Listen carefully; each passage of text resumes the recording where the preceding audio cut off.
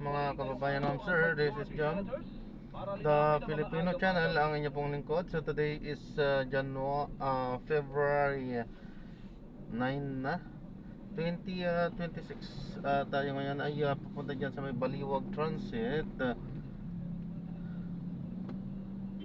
Incorporated Caloocan Terminal sa may Rizal Extension Grace Park West Caloocan, at dadalhin po natin yan sa may Crown Tower University Field sa may Tolentino Street, Barangay 396, Sampaloc, Manila.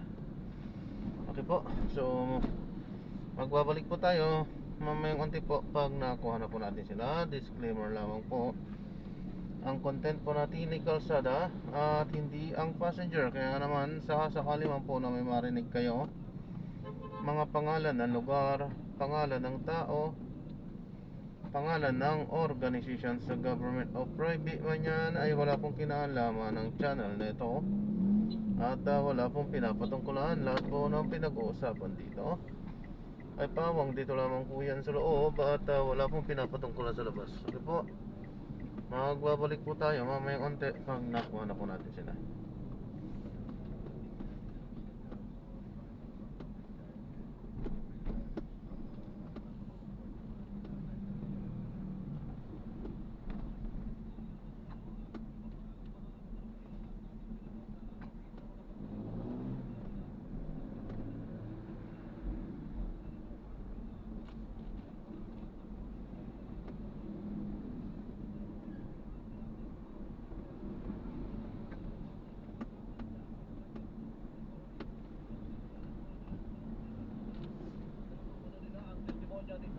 Laban kay Romualdez dahil sinumpaan niya ang kanyang salaysay sa komite.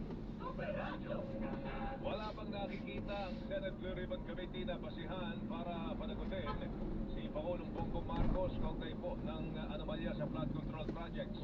Ay kay Senate President Pro Tempore Panfilo Lacson, chairperson ng komite, bagamat ang Pangulo ang nag-aaproba ng General Appropriations Act, hindi naman siya mismo ang naghahanda nito. Wala kayo mamakita kasi ang presidente nag-approve talaga ng GAA pag napunta sa kanya. Saka hindi naman siya yung nag-prepare ng General Appropriations Bill. Ano? Anyway, sabi ko, work in progress. I-review namin ulit. Pag-uusapan namin sa Lunes kung ano yung nararapat na pagtrato, kung ano man yung possible culpability ni Pangulong Bongbong.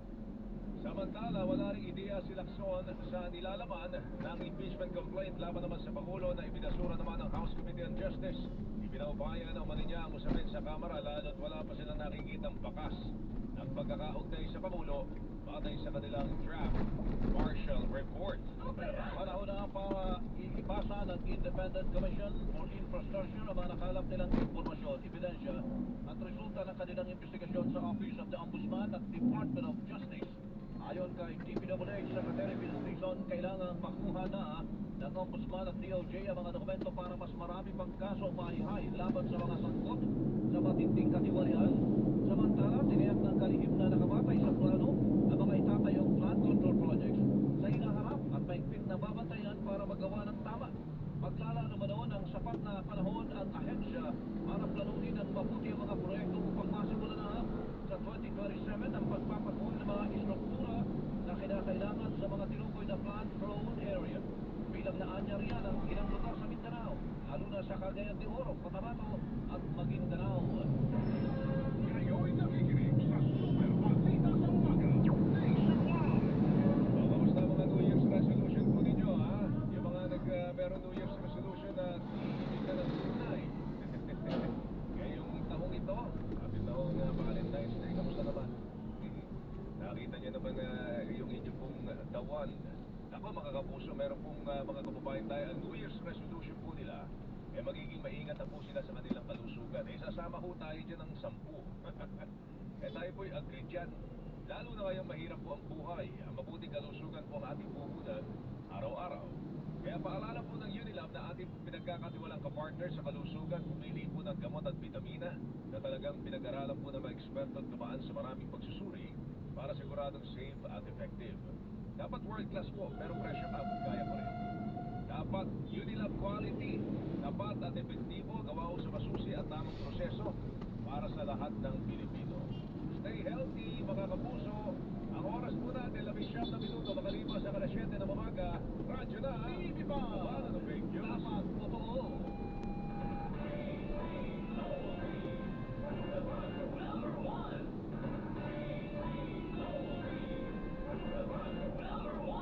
Ako si Tony Aquino. Sa bawat kwento at sa bawat damdaming ating pinagsasaluhan, maraming salamat po dahil sa inyo, DZBB ang number 1. Kaya ngayong 2026, patuloy kaming maghahatid ng inspirasyon, salungkot at saya ng buhay. Dahil ang Super Radio DZBB, mananatili, mas sa puso.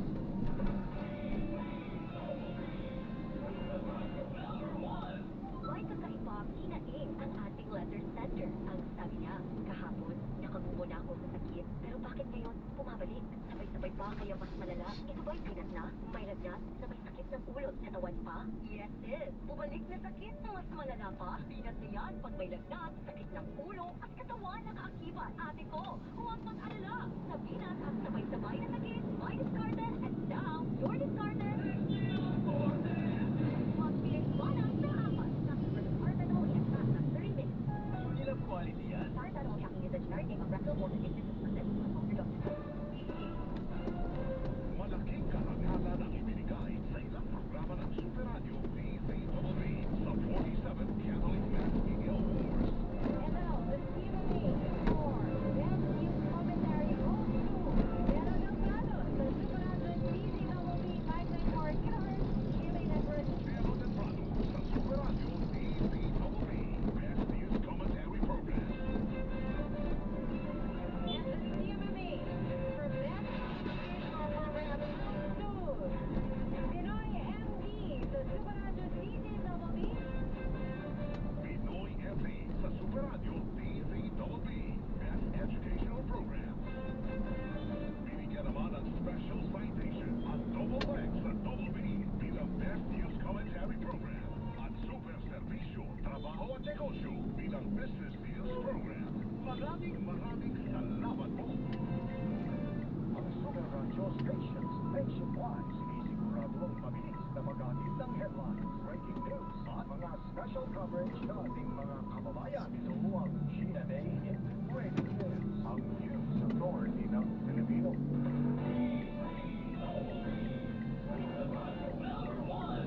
Ako mga kapuso, kapag bumibili po ako ng gamot, hindi ako nagpapadala sa mga promo at gamot na hindi ko kakilala. Kahit gaano kamura yan, lalo na kung sobrang mura, basta hindi ko kilala, tutaw tayo sa quality pagkaganyan. Isa kasi may nag-o-offer po na mas mura o kaya bagong brand. Pero pilit ko pa rin po hinahanap ang right friend. That news was brought to you by ABS Manufacturing Corporation, ISO certified world-class quality.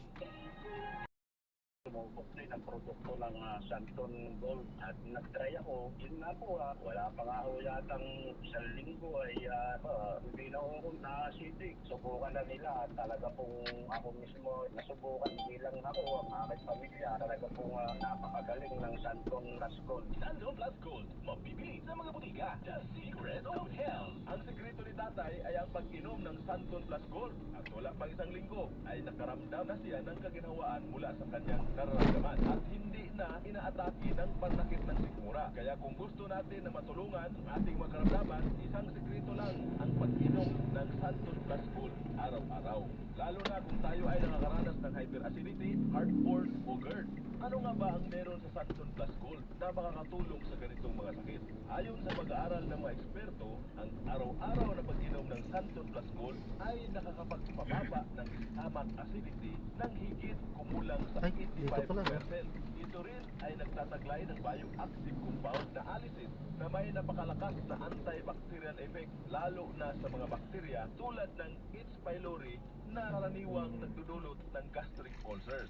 Meaning, ito yon ang dahilan Okay, dito kung tayo. bakit nagkakaroon tayo ng sakit na ulcer. Itong bakterya na tinatawag natin na Okay. H. pylori.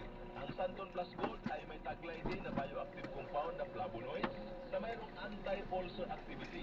Ibig Okay, sabihin, God kaya bless. niyang pagalingin ang sakit na ulcer. Hmm. Kaya kung ikaw ay nakakaranas ng hyperacidity, Grabe, gusto God. mong makaiwas sa palaging panakit Ayun, so ng maraming sikmura, salamat po sa huwag panonood. kaligin Hanggang sa muli po, uminom ng ingat. Santon God Plus bless. Gold araw-araw. Paalam po muna, pansamantala tayo ay gagawa na ng ibang video sa ating susunod na misyon. Paalam po muna. Pansamantala, this is Jam, the Filipino channel, ang inyong pong lingkod. Paalam po.